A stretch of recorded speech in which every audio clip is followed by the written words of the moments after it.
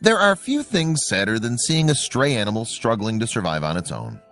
When that animal is still a baby, its circumstances are even more dire.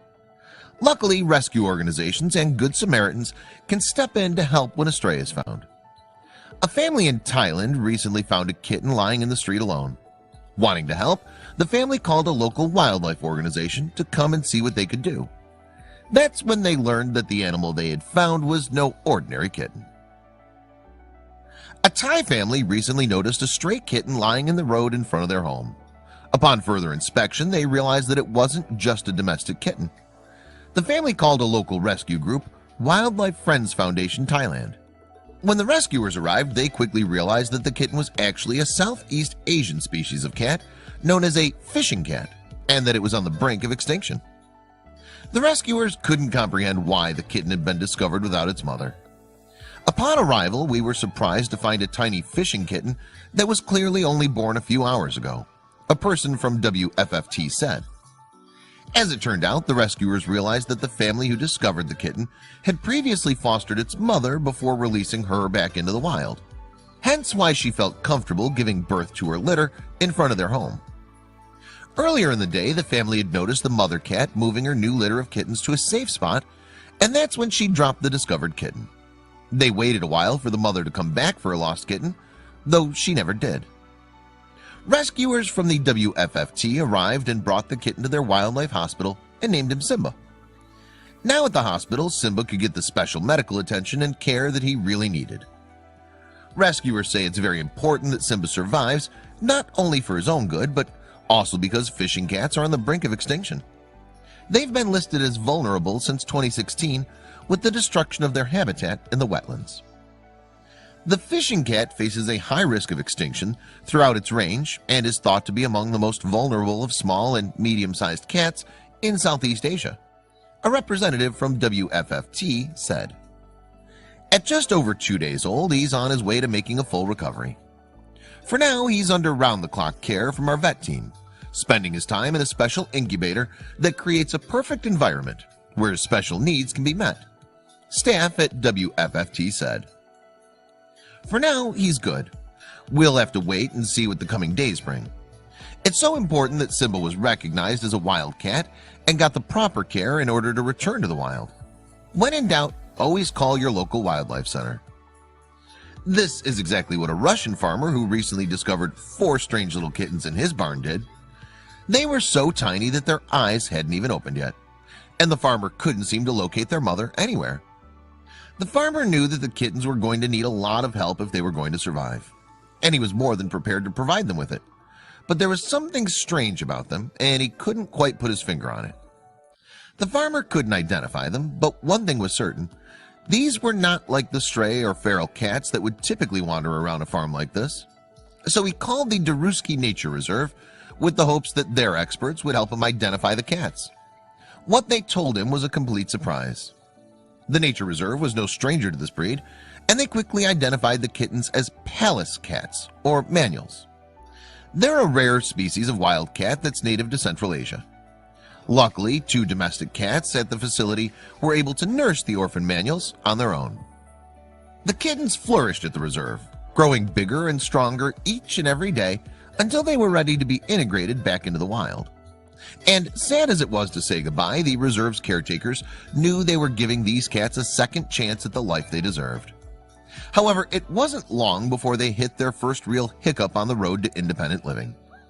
During their first winter alone in the wild, the manuals lost the radio collars that the reserve placed around their necks in order to track their progress. They also lost a lot of weight. The team at the reserve ended up taking in the struggling manuals so they could be supervised for the rest of the winter. They plan to release them again in the spring when it might be easier for them to find food and adjust to the weather. Thankfully, the second time was a charm. Without having to contend with harsh winter weather conditions, the Pallas cats became well acclimated to their new surroundings. Finally, they were able to thrive on their own. The team at the reserve could not be happier to see the manuals back in their natural habitat. It isn't always easy to reintroduce animals to the wild, especially when they've been raised by humans. But these kitties seem to beat the odds. Now that these kittens were all grown up and back in the wild, The researchers at the reserve had a unique opportunity to keep track of and learn everything they could from these mysterious cats as they went about their daily lives. While the researchers already knew that manuals are loners with very expressive faces, they're looking forward to learning more. This way, cat lovers can preserve the species for years to come. Just ask Valentin Gruner. He's famous for his love of wild cats. In February 2012, a dying female lion cub was discovered on the outskirts of a farm in Botswana. She was starving and could barely move, so her rescuers knew they had to act quickly if they wanted to bring her back from the brink of death. Her rescuers named the young cub Sirga, and they were hopeful that she'd be able to hang on with their tender love and care. Sirga's story was an unspeakable one. For a cub so young, she'd endured a tremendous amount already. Sirga was one of 3 cubs born to her Botswanan-based pride. When the 2 other cubs passed away and Sirga's own health began to fail, the pride decided to leave her to fend for herself. Without protection from her pride, Sirga's fate seemed bleak. Conservationist Valentin Gruner led the team that found Sirga. He spearheaded a campaign to bring the young cub back to his headquarters and treat her for malnutrition and exposure to the elements.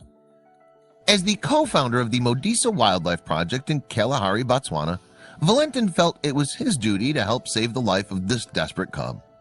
Working with a local veterinarian, they decided Sirga, who weighed just 4 pounds, needed an IV drip to help rehydrate her. Valentin and the veterinarian hoped that the IV treatment and a special diet of fresh eggs, cream, milk, vitamins, sunflower oil, and calcium would help with the hard work of nursing Sirga back to health. Still, they weren't sure what the outcome would be. To everyone's surprise, Sirga didn't just survive, the tiny cub began to grow and thrive. People at the headquarters couldn't believe it. To this day, we believe she's probably the most spoiled and well-fed lion in Botswana, Valentin said with a smile. After about a year of special care, Sirga had put on 170 pounds.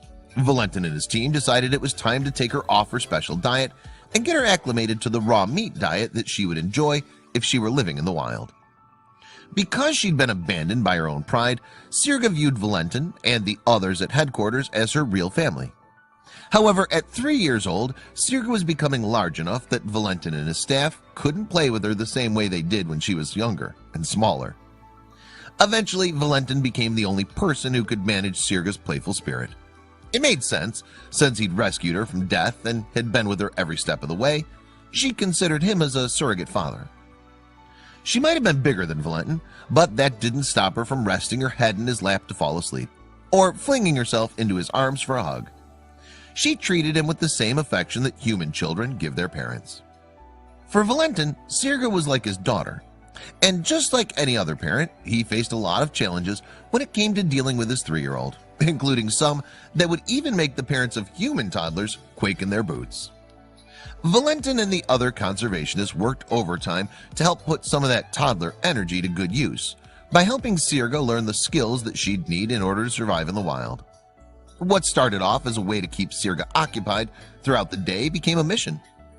Valentin knew that the right thing for Sirga was to help prepare her for her eventual return to the desert, where she truly belonged. One of the most important skills Sirga needed to know was how to hunt.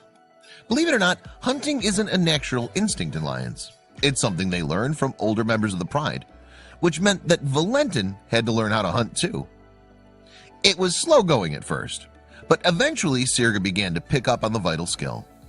This was a tremendous relief to Valentin, who knew that once she returned to the wild, it would be kill or be killed for the lioness. We didn't want Sirga to become like other lions in captivity, constantly fed by streams of tourists, said Valentin. She hunts her own food, taking antelopes, and she'll let us be near her when she eats it, which is remarkable. For this reason, Valentin and his team worked hard to make sure that Sirga wasn't too domesticated.